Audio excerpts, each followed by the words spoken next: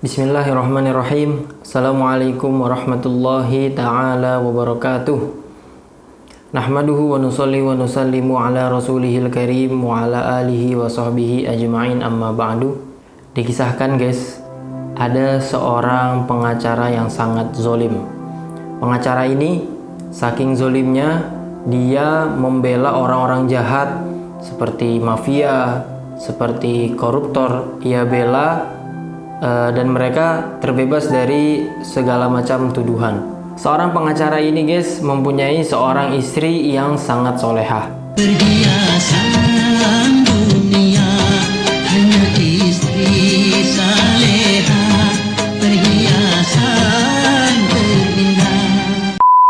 Sangat jauh berbeda perangainya dari si pengacara ini.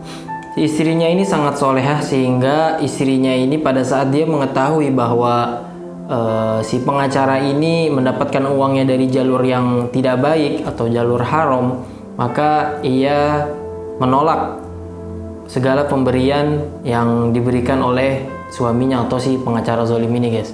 Sampai-sampai si istrinya ini mencari nafkah sendiri untuk menafkahi atau memberi makan anak-anaknya yang masih sangat kecil. Dia tidak mau sama sekali anaknya ini makan dari uang yang haram guys. Suatu ketika paman si pengacara ini sakit keras lalu wafat guys.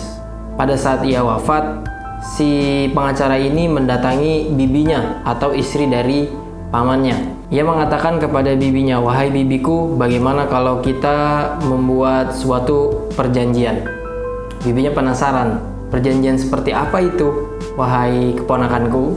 Si pengacara bilang, "Bagaimana kalau kita membuat suatu akad perjanjian tertulis, yang mana di dalam akad tersebut, di dalam tulisan tersebut, aku akan memberimu, wahai bibi, 15 juta setiap bulannya. Yang mana apabila nanti engkau mati atau engkau meninggal dunia, wahai bibi, segala macam hartamu, rumahmu, segala macam semua akan menjadi milikku.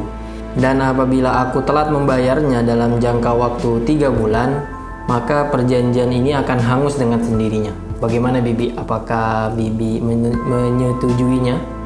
Susah banget guys. Maka si bibi ini mengatakan, "Oke, baik, seperti itu."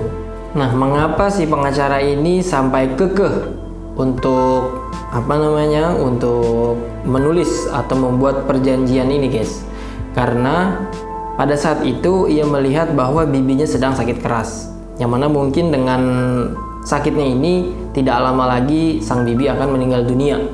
Sungguh kejam sekali guys si pengacara ini. Sudah dia membantu orang-orang yang sangat zolim, mafia, koruptor.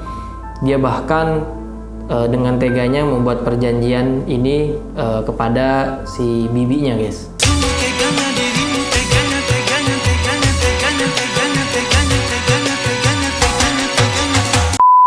Maka 1 tahun pun berlalu. Pada saat 1 tahun, ternyata si bibi yang dia anggap akan meninggal dunia justru dia lebih sehat. Tidak sebagaimana sangkaan si pengacara ini, yang mana si bibi ini bakal meninggal guys. Suatu ketika si pengacara ini akhirnya tertangkap oleh polisi guys.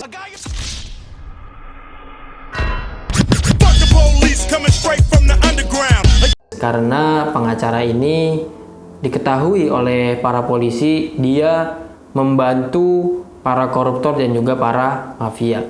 Pada saat dia ditangkap, dia pun dimasukkan ke dalam penjara. Dia dipenjara selama 2 tahun, yang mana pada saat dia dipenjara, dia tidak bisa lagi untuk membayar 15 juta setiap bulan kepada bibinya. Maka dengan ini, dengan dia dipenjara, maka akad pun hangus dengan sendirinya. Pada saat si pengacaranya ini tahu bahwa perjanjiannya sudah batal, dia pun stres. Pada saat dia stres, akhirnya dia pun meninggal dunia. Pada saat dia meninggal dunia, si bibi ini yang telah dizolimi oleh keponakannya sendiri guys, datang kepada si istri yang sangat solehah. Yang mengagetkannya guys, ternyata si bibi ini membawa satu kantung besar yang berisikan uang yang sangat banyak. Si istri kaget mengapa ada uang sebanyak ini. Si bibi pun menjawab, "Wahai anakku, terimalah pemberianku ini. Sesungguhnya uang ini, uang yang sangat banyak ini adalah hakmu dan juga hak anak-anakmu. Suamimu ini adalah orang yang sangat zolim. Bahkan dulu dia dengan teganya membuat perjanjian kepadaku yang dia menyangka bahwa aku akan mati sebentar lagi. Ternyata aku sampai sekarang masih hidup dan justru dia yang mati duluan. Maka terimalah pemberianku ini, sesungguhnya harta ini adalah milikmu dan juga milik anakmu." Cerita pun selesai guys. Dari kisah ini kita bisa pelajari bahwa orang yang zolim pasti dan pasti akan Allah Subhanahu wa Ta'ala sengsarakan hidupnya, baik di dunia maupun di akhirat. Maka kita sebagai manusia jangan sampai kita berbuat zolim kepada sesama kita. Atau bahkan jangan juga kita berbuat zolim kepada makhluk hidup yang lain seperti hewan ataupun tumbuhan, bahkan benda-benda mati yang ada di sekitar kita. Karena zolim itu adalah tidak menempatkan sesuatu pada tempatnya. Kita sebagai manusia seharusnya saling membantu dan juga saling memberi kepada sesama kita guys. Semoga kisah yang sangat singkat ini bermanfaat untuk sahabat Quranku Surgaku Indonesia. Jangan lupa untuk menonton episode-episode selanjutnya dan jangan lupa untuk klik tombol like, komen, dan juga subscribe. Bang Torik undur diri. Billahi taufiq wal hidayah. Wassalamualaikum warahmatullahi wabarakatuh.